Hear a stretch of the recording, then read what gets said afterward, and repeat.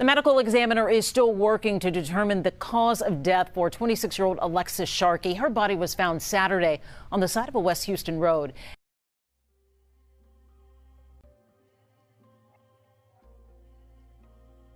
It plays back in my head. You know, it's been playing back in my head every day. As we was driving, we could see the feet, you know, so we got out and looked, and there it was. You know, she was laying there, deceased. She was no clothes on, and I just got on the phone and I called 911. She was a beautiful, fun ray of light to be around, and I can't understand it. I think that's why it's so surreal for the family, because we cannot grasp on why harm would be done to her.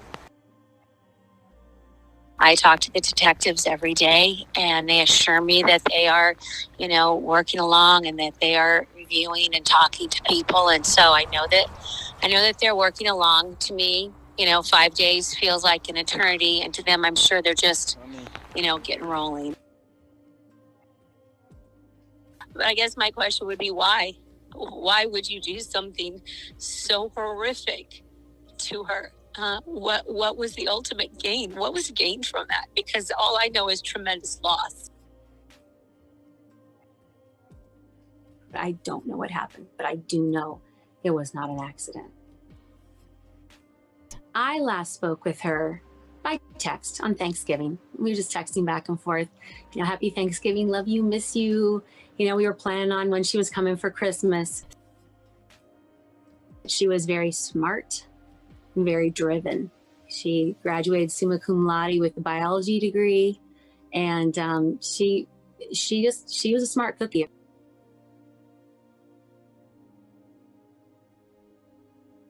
They've been together for a couple of years, and we've talked several times during this process.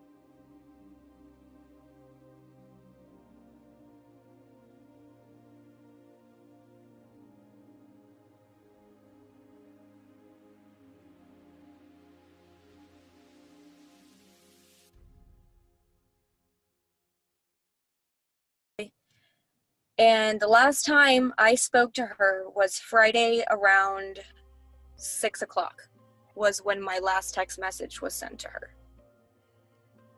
Yeah, I thought everything was fine. And then the next morning I woke up really early. I sent a text to the group of girls. We have a shared chat and said, who's coming over, movie day or whatever. I mean, if I'm going to jail, Alexis is the first person I'm calling or texting because I know she's going to answer within seconds. So I started getting a little concerned, and I said, this isn't normal. And so all the girls kind of got together, and we were like, okay, well, when was the last time you talked to her?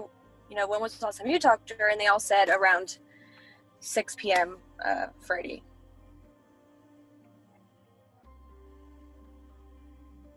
The last conversation I had with her, she was asking me what I was doing Friday night. And I said, well, my mom's in town from Mexico, so I'm going to stay home with her. I don't know who could have done something like this to her. We were her friends. She wasn't one to have a lot of group of friends. If she needed something, if she needed someone to come pick her up or take her somewhere, or if she was going to get in the car and go somewhere, it would have been to my house or the 7 other girls that she was close with. She would have called us or taken an Uber or something. I mean, she wouldn't have walked anywhere. So everyone can put her to rest in peace and where we can get answers and just move forward. But no one gets away with something like this. No one. I mean, just threw her on the side of the road naked like garbage. I don't get it. So ugly. Yeah, and like I said, it's very unlike her to not follow through with plans. It's very unlike her to not reach out when someone texts her.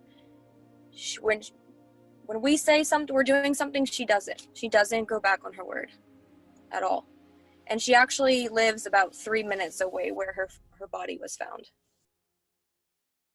No, she is attached to her phone. She is a social media queen. She's an influencer. She works from her phone. Like I said, if I was in trouble, she would be the first person I would call. And we called and called and called and called, and her phone was on, and her messages were being sent, but not being read because she had her read receipts on. And then until yesterday is when her phone was shut off by whoever has it. Or, you know, maybe it was thrown somewhere and it finally died. But, I mean, when we realized that her social media was not active for over 12 hours, you're like, okay, this is not right. I gave it a little bit of time. I called her mom because I was the one that, I went to her apartment, knocked on her door, you know, I did all that because I lived the closest. And so after a while I was contemplating, should I call her mom? Like, I don't know what to do. I don't want to worry her because she's far, far away. Right. And finally, after a while of just sitting in my car outside of her apartment, I said, I have to call her because I'm a mom. I would want to know.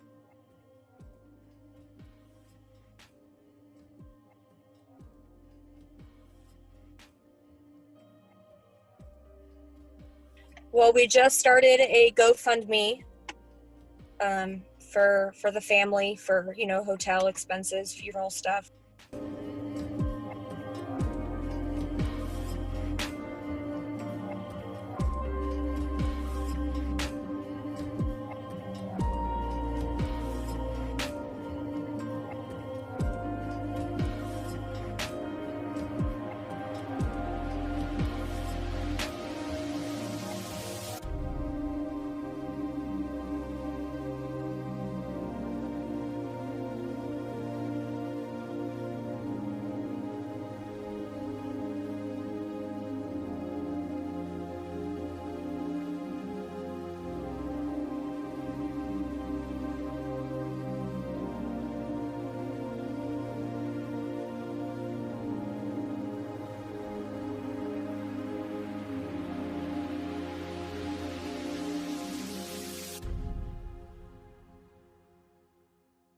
So I don't know what precipitated this. I don't know any, but I feel like I will when this all pans out, and I will be an advocate for it not to happen to anybody else.